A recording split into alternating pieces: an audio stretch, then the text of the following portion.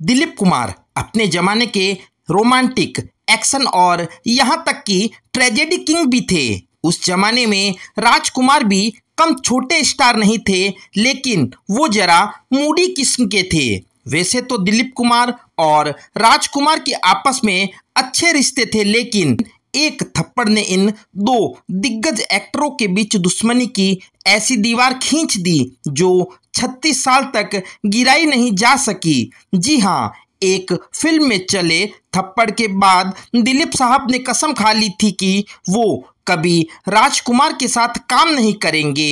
हालांकि 36 साल के बाद इस 36 के आंकड़े को आखिरकार एक फिल्म डायरेक्टर ने अपनी सूझबूझ से ठीक कर दिया। चलिए इस दिलचस्प किस्से के बारे में बात करते हैं। बात हो रही है 1959 में आई डायरेक्टर रामानंद सागर की फिल्म पैगाम की। इस फिल्म में राजकुमार बड़े भाई बने थे और दिलीप कुमार छोटे भाई बने थे।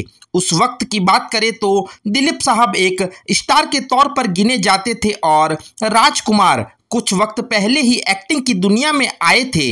एक सीन में दोनों भाइयों के बीच हाथापाई होनी थी और इसी बीच राजकुमार ने दिलीप कुमार को थप्पड़ जड़ दिया। ये थप्पड़ इतना तेज था कि दिलीप साहब सहम गए। यह थप्पड़ उनके गाल पर कम और दिल पर ज़्यादा लगा। उन्होंने कहा कि वो कभी राजकुमार के साथ काम नहीं करेंगे। इसके बाद सालों बीत गए, लेकिन दोनों की एक साथ कोई फिल्म नहीं आई। 36 साल बाद शोमैन कहे जाने वाले डायरेक्टर सुभाष घई ने फिल्म सौदागर के लिए इन दोनों को एक साथ लाने का बीड़ा उठाया। उन्होंने कहा कि वो इस फिल्म में दो दोस्तों के रूप में दिलीप साहब और राजकुमार को कास्ट करेंगे।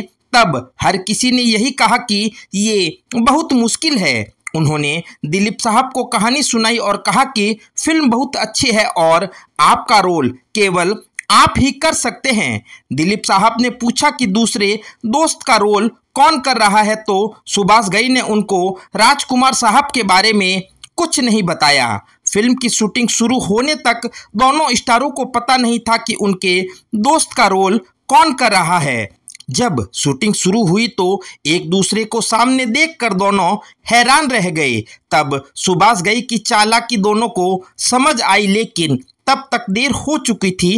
कहते हैं कि फिल्म की शूटिंग के दौरान भी दिलीप साहब और राजकुमार आपस में बात नहीं करते थे और इन दोनों के बीच की बात सुभाष घई पूरी करते थे। हालांकि दोनों ने अपनी भूमिकाएं शानदार तरीके से निभाई और फिल्म लोगों को पसंद आई। आई होप फ्रेंड आपको यह वीडियो अच्छी लगी होगी।